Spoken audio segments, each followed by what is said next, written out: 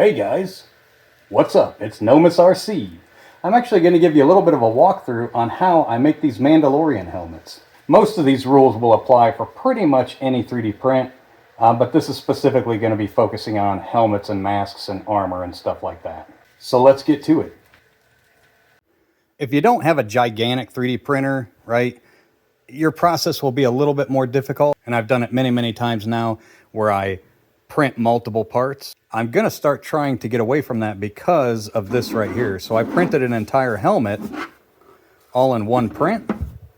And wow, it is going to be so much easier to finish. You don't have to glue all your pieces together. You don't have to have seams all over the place that you have to worry about showing up after your paint. It's just going to be a much, much nicer process. So again, here we have a helmet that is freshly 3D printed. We have one that has went through everything all the way up to paint. And then we have one that is completely finished. So most of the time you're going to be printing big items in parts. And so the easiest way to secure those parts together is with super glue and activator. Once you get the entire piece glued together, whether it's a helmet, a mask, a piece of armor, whatever, you actually want to look for cracks and stuff like that. So you can see on this helmet, it looks really nice, right?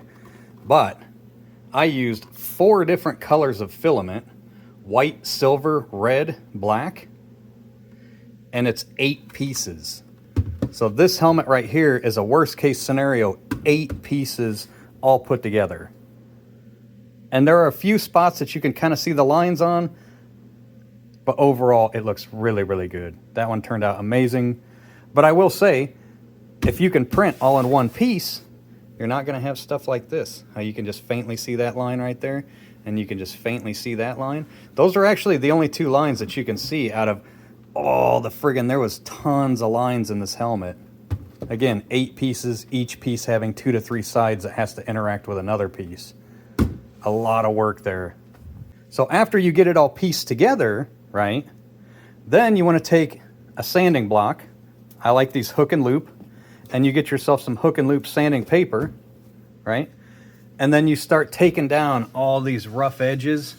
And if you have a multi-piece helmet, you're gonna, where you filled big gaps with super glue, you're gonna have big blobs of super glue all over the place, because you can be pretty generous with it, because it's pretty easy to take off. So when you do the super glue or any big areas, I do recommend that you get yourself an attachment for your drill that does hook and loop sanding pads, right? These are typically come with headlight repair kits, but you can buy this piece separately on Amazon.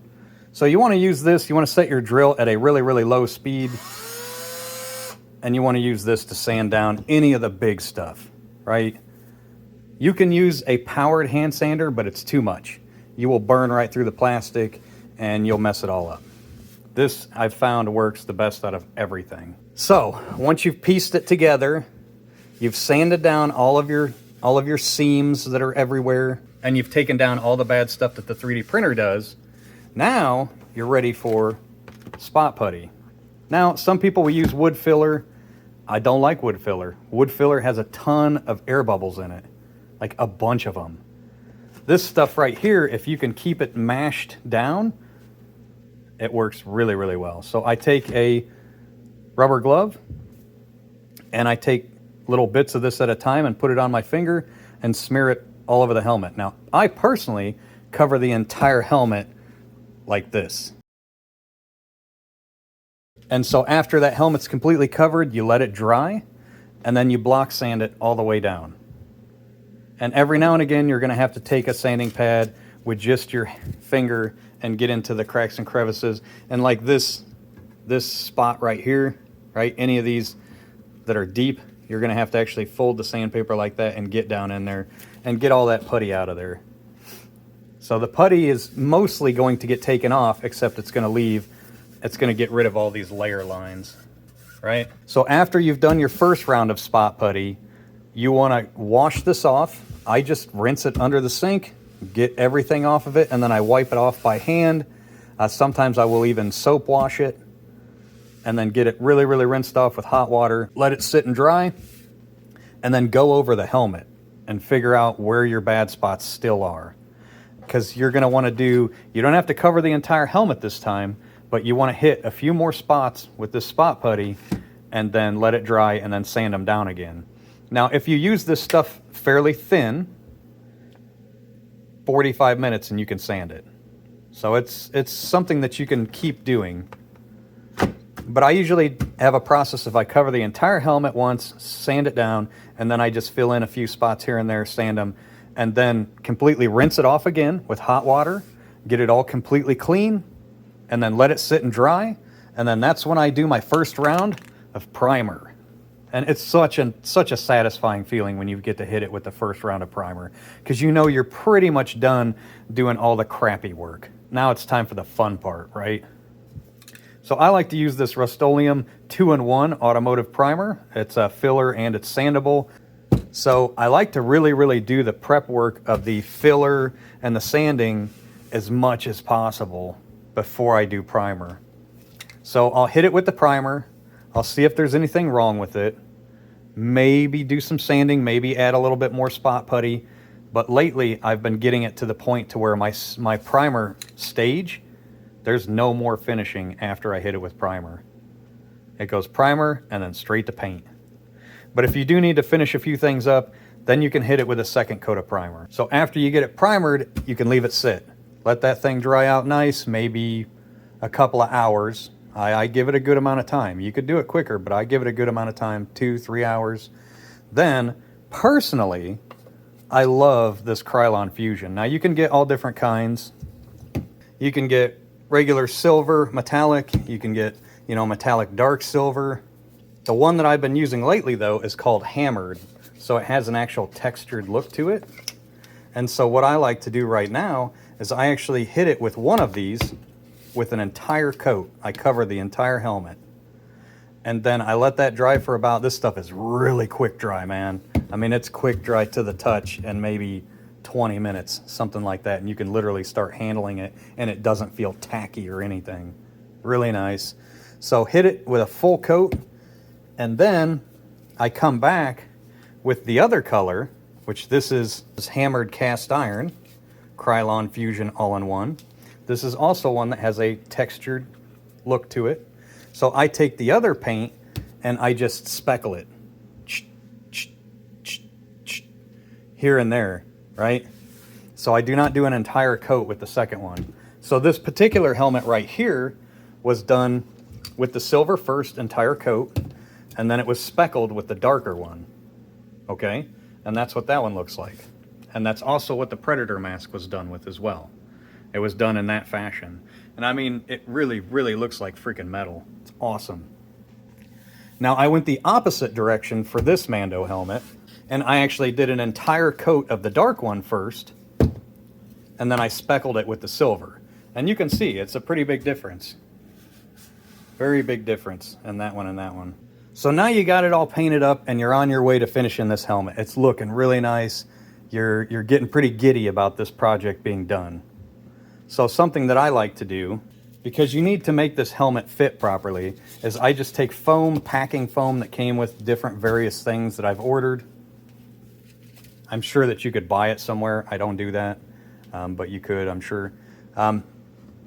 So you want to actually put foam on the inside of the helmet so that when you put the helmet on, it doesn't move about. So you can see how tight that this helmet fits to my head, and it doesn't wobble all over the place. So the cool thing about that also is that it boosts the helmet up a little bit so that your eyes are right at this level inside the helmet, which is where you want them to be. Otherwise, it's kind of like this. So once you get this foam in here, though, then it fits your head really nice. So that's the next stage that I like to do. And I do one strip of foam from your forehead all the way to the back of your neck, and then I do a piece on each side of your head. So basically like right above the ear. And that gives a nice tight fit. And then after you're done with that, now you know where you're headed. You're gonna go for the visor, right? We're gonna get the visor tackled and get that out of the way and make this helmet finished. So go and buy yourself some flexible clear plastic at your Lowe's or Home Depot or whatever. It's usually about $7 or $8 a sheet. One sheet will do 2 to 3 helmets. Take yourself a piece of paper and put it on the inside of the helmet, and then take a Sharpie and trace the line After you pull that back out, you want to make it a lot bigger than what that line actually was. And then you can put that onto your piece of plastic, and there's clear film on here, so you can go ahead and trace around this, and then you can see here on this one, I actually cut it out.